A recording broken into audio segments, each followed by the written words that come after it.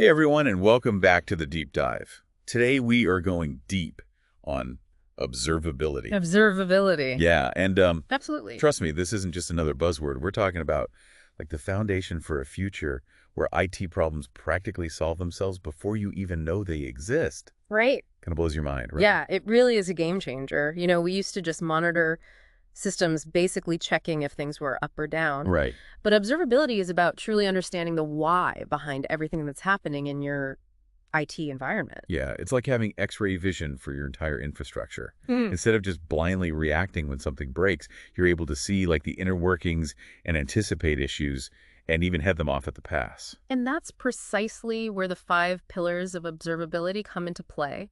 Metrics logs, traces events, and alerts. These are the building blocks of this whole autonomous IT future we're talking about. Okay, so let's unpack these pillars a little bit. I get that they're essential, but they can sound kind of intimidating, especially for folks who are maybe just starting out with observability. Let's start with metrics.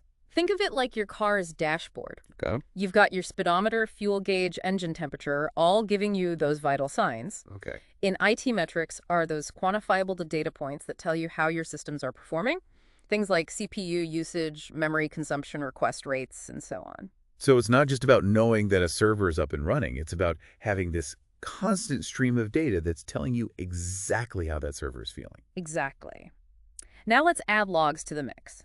Imagine those old school captain's logs meticulously recording every event during a voyage. Oh, well, yeah. And IT logs capture every action your systems take. User logins, file accesses, errors, everything, all time-stamped and with detailed context. So logs give you the who, what, when, where of every little thing that's happening under the hood, Yeah. while metrics tell you the how much. Yeah. Okay. Now things are starting to click. Now imagine you're tracking a package as it journeys from the warehouse to your doorstep. Oh. You see every stop along the way. That's what traces do for your IT systems. They map out the path of requests as they travel across different services, databases, and networks. So if something goes wrong, you can actually retrace the steps and see where that breakdown occurred. Exactly. That's amazing. And how do events and alerts fit into this picture? Think of events as those key moments that need your attention. Okay. A user logging in a server, restarting a critical file being modified. These aren't necessarily problems, Right. but they're notable occurrences that you might want to be aware of. Alerts, on the other hand, are those flashing red lights triggered when something's definitely not right, Okay. like a sudden spike in errors or a system hitting a critical threshold. It's like having a team of tiny detectives constantly monitoring your systems, flagging anything suspicious, and even sounding the alarm when there's real trouble brewing. That's a great analogy. But manually keeping track of all this would be a nightmare, right? That's where cloud-native tools come in. Right? We can't possibly be expected to sift through mountains of logs and metrics ourselves. That's where the real superheroes of observability come in. The cloud-native platforms that can handle all of this heavy lifting for us. Exactly. We're talking about the big leagues here. AWS, CloudWatch, Azure Monitor, Google Cloud Operations, Suite VMware, vRealize Operations.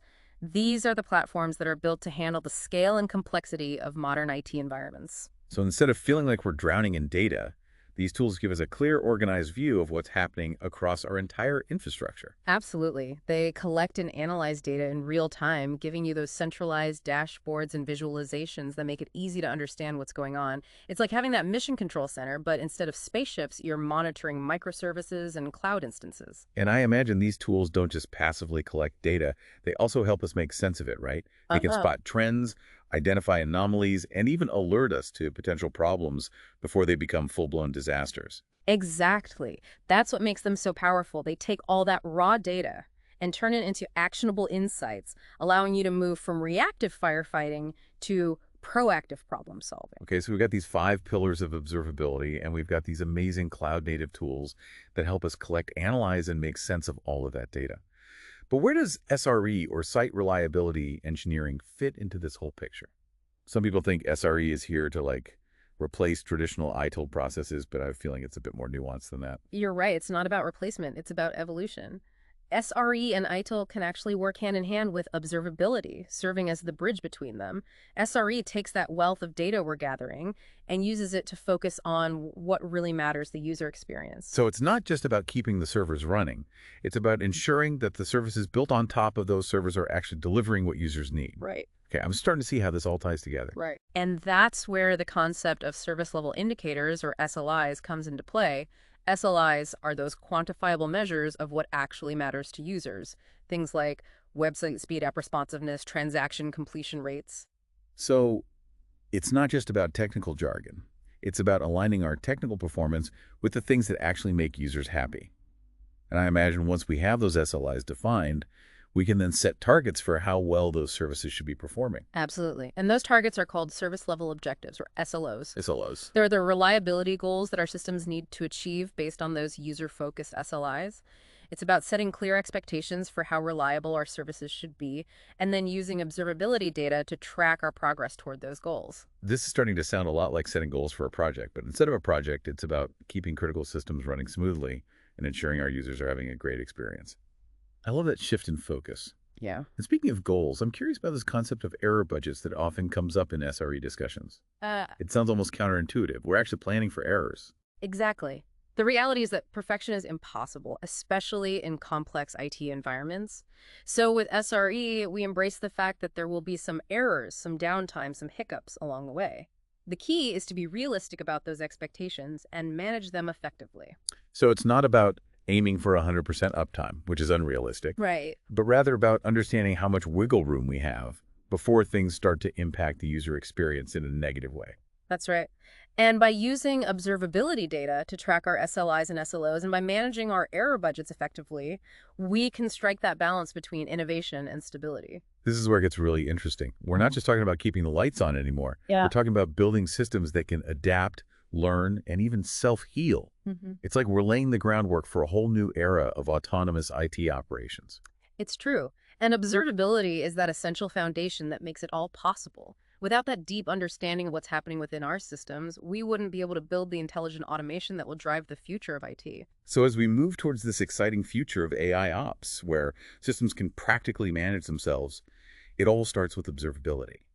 It's the key that unlocks the door to a more proactive, efficient, and ultimately more reliable IT landscape. And it's a journey that starts with those 5 pillars we discussed: metrics, logs, traces, events, and alerts.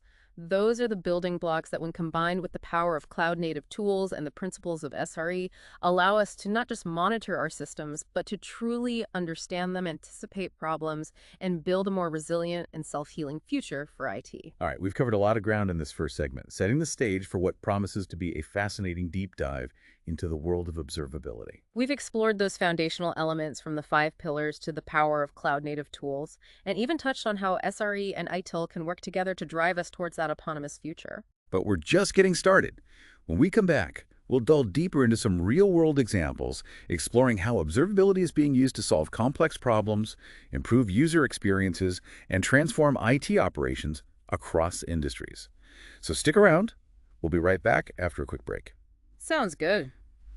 Welcome back to the deep dive.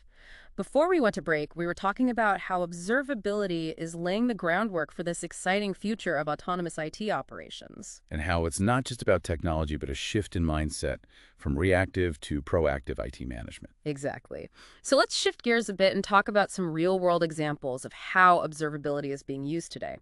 One area where it's making a huge impact is in e-commerce. Imagine you're running a big online store and it's Black Friday. Oh, wow. Traffic is through the roof. Suddenly, your payment gateway starts experiencing issues, transactions are failing, customers are frustrated, and you're potentially losing a lot of money. Yikes. That's every e-commerce manager's nightmare. Without observability, I can imagine it would be complete chaos. Trying to figure out what's going wrong. You'd be digging through logs, checking server statuses, and basically just throwing darts in the dark, hoping to hit the bullseye. Exactly. But with observability, you have a completely different experience. Your cloud monitoring tools, let's say it's AWS CloudWatch in this case, would instantly show you that there's a spike in errors related to the payment gateway. You could drill down to see which specific transactions are failing and even trace the flow of those requests to identify the bottleneck. So instead of panicking, you're actually able to quickly pinpoint the problem area and start working on a solution. Right. But wouldn't you still need to have the right expertise to interpret all that data and figure out what to do? You're right. Having the right skills is key. But that's where the beauty of observability tools comes in. They don't just show you raw data, they help you make sense of it.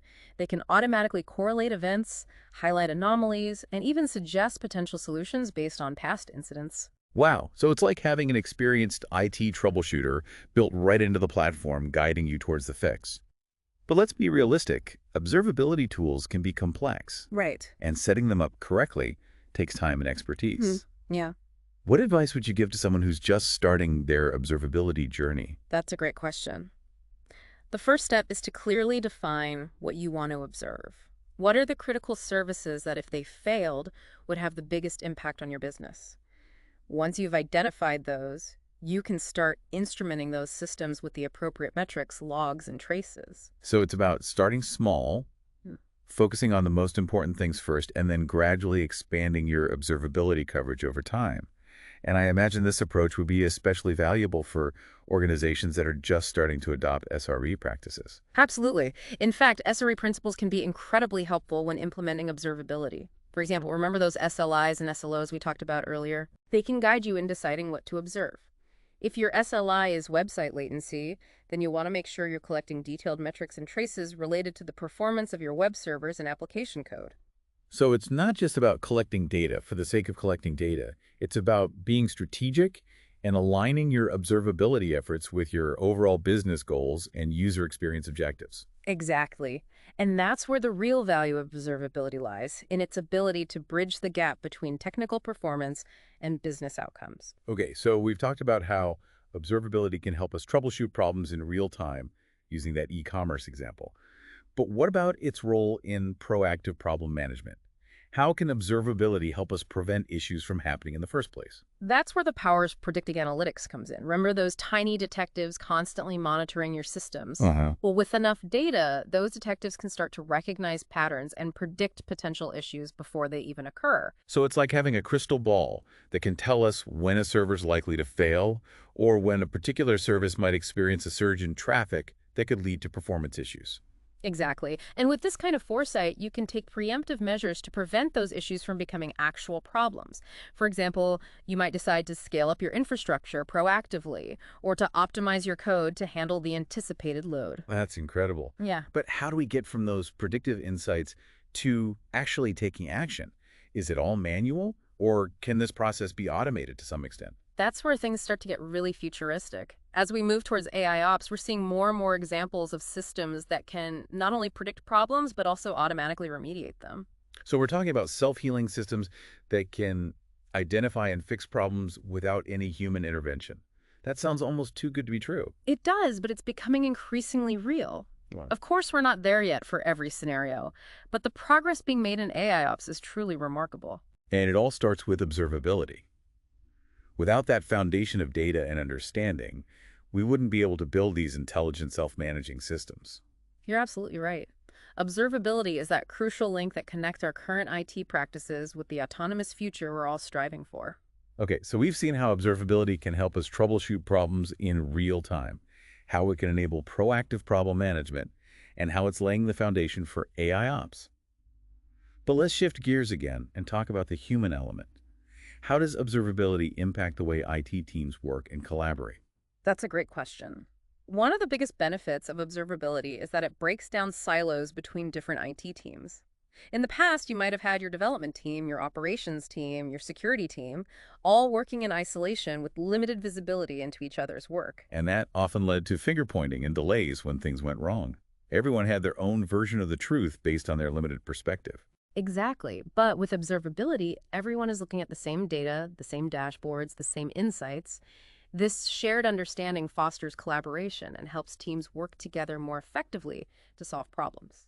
So it's not just about the technology, it's about creating a culture of transparency and shared responsibility within IT organizations. Absolutely. And that cultural shift can have a profound impact on team morale, productivity, and ultimately the success of your IT operations. This has been a truly insightful conversation so far. Mm. We've explored the practical applications of observability from real-time troubleshooting to proactive problem management and the exciting possibilities of AIOps. And we've seen how it's not just about technology, but also about empowering IT teams to work together more effectively and build a more resilient IT environment. I'm already feeling inspired to take a closer look at how we can apply these principles in our own work. But before we get too carried away, I think it's time for one last break. When we come back, we'll wrap up this deep dive with some final thoughts and key takeaways for our listeners. Welcome back to the deep dive. We've spent this episode exploring the world of observability. Observability. And I have to say, the more we talk about it, Yeah. the more excited I get about the possibilities. It is truly transformative, and we've only scratched the surface. As AI and machine learning continue to advance, we can expect even more innovative and powerful observability solutions to emerge. It feels like we're on the verge of a major shift in how we manage IT, moving from like a reactive firefighting to proactive problem solving and eventually to those self-healing systems we talked about. It's an exciting time to be in IT. And as we wrap up this deep dive, I think it's worth emphasizing that observability is not just for the big players. It's accessible and beneficial for organizations of all sizes. That's a great point. We've talked about these powerful cloud-native platforms, but there are also open-source tools and solutions available that can be adapted to fit different budgets and needs. Exactly. And the benefits of observability are universal. Whether you're a small startup or a large enterprise, gaining that deep understanding of your systems can lead to faster troubleshooting, reduced downtime, improved user experiences, and ultimately a more resilient and efficient IT operation. Yeah, I think one of the key takeaways from our conversation is that observability is not just about technology. It's about a shift in mindset. Absolutely. It's about embracing a culture of proactivity, collaboration, and continuous improvement within IT. It's about moving from a place of fear and uncertainty to a place of confidence and control. And that shift in mindset can be just as valuable as the technology itself. It empowers IT teams to be more proactive, to work together more effectively, and to ultimately deliver better outcomes for their organizations. So as we leave our listeners to ponder this fascinating world of observability, what would be your final piece of advice for them? What's the one thing they should take away from this deep dive? I'd say don't wait. Start exploring observability today. Yeah. Even if you're just starting small, taking those first steps toward understanding your systems better can make a huge difference. I completely agree. There are tons of resources available online, from blog posts to free courses to vendor documentation, and there are thriving communities of practitioners who are eager to share their knowledge and experiences. So dive in, experiment, and don't be afraid to ask questions. The world of observability is vast and constantly evolving, but the rewards for those who embrace it are well worth the effort. It's been a pleasure exploring this topic with you today. Hopefully our listeners are feeling as energized and excited about the possibilities of observability as we are. And to our listeners, thank you for joining us on this deep dive into the world of observability. We hope you found it insightful and inspiring. Remember, observability is not just a trend, it's the foundation for a more resilient, efficient, and ultimately more fulfilling future for IT. Until next time, keep exploring, keep learning, and keep diving deep. You bet.